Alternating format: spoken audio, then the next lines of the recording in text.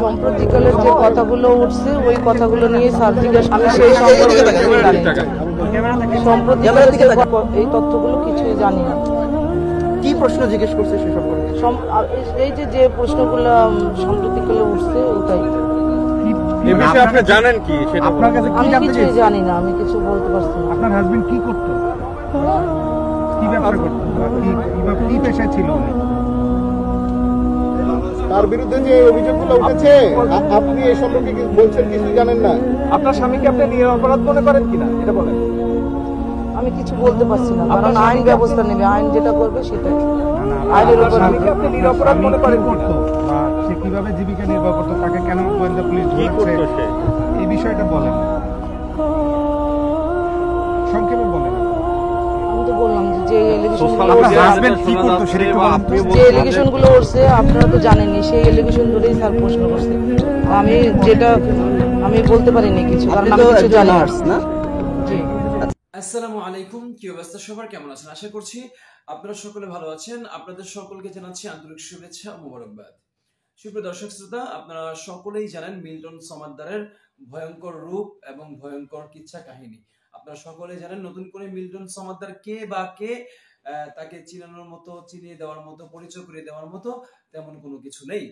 Milton সমাদ্দারের স্ত্রী মুখ খুলেছে। মিল্টন সমাদ্দার আসলে কেমন অপরাধের সাথে জড়িত, সে কতটুকু জানে এই সম্পর্কে সাংবাদিক ভাইরা প্রশ্ন করেছিল, তিনি মুখ খুলেছে। ইতিমধ্যে আপনারা সেই ভিডিওটি দেখতে পেরেছেন, আলহামদুলিল্লাহ।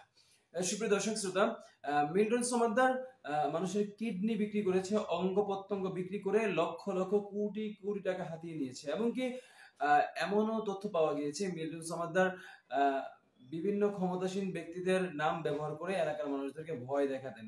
এখন আসল কথা হচ্ছে সাংবাদিক ভাইরা এবং ডিবি পুলিশের মাধ্যমে যেটা আমরা জানতে পারলাম যে তিনি কিডনি বিক্রি করতেন, মানুষের অঙ্গ প্রত্যঙ্গ বিক্রি করে ফেলতেন। যাই হোক, এখন এগুলো কাদের কাছে বিক্রি করেছেন, কিডনি গুলো কাদের কাছে বিক্রি করেছে, অঙ্গ প্রত্যঙ্গ কাদের কাছে বিক্রি করেছে, ওই মানুষগুলোকেও কিন্তু তদন্ত করে বের করতে হবে। বাংলাদেশের পুলিশ প্রশাসন পারে না এমন কোনো কাজ নেই। সঠিক তদন্ত এবং বিচারের মুখোমুখি করলে আশা করি যে ওই সমস্ত মানুষগুলো বের হয়ে আসবে।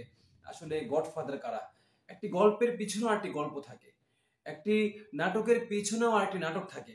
তো পিছনের মানুষগুলো আসলে কারা, গডফাদার গুলো আসলে কারা, কারা মিল্টন সমাদ্দারকে আশকারা দিয়ে আজকে মিল্টন সমাদ্দারকে এই ভয়ানক পরিস্থিতির মধ্যে ঠেলে দিয়েছে?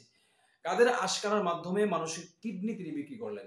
একটা মানুষ এত সহজে এত ভয়ানক কাজ করতে পারে না যদি তার পিছনে কোনো লোক না থাকে।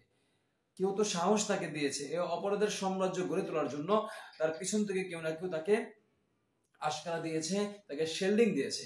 ওই পিছনের মানুষগুলোকে বের করে আনতে হবে। আসলে এই অপরাধের সাথে আরো অনেক অপরাধী আছে, শাহেদ, সাবরিনা, সুমাইয়া, নাদিয়া, সুলতানা, এদের মতো আরো অনেক গডফাদার পড়ে আছে, এদেরকে খুঁজে খুঁজে বের করতে হবে। কিডনি বিক্রি করলে কোন সমস্ত মানুষগুলো কিনে থাকে? হয়তো হসপিটালের মালিক, আর না হয় ডাক্তার, উচ্চ পদস্থ কোনো ডাক্তার। তো এগুলো যদি সঠিক তদন্ত হয়, আশা করি যে ইনশাআল্লাহ ওই গডফাদার গুলো বের হয়ে আসবে। ভালো থাকুন, সুস্থ থাকুন, নিরাপদে থাকুন। আসসালামু আলাইকুম ওয়া রাহমাতুল্লাহি তাআলা।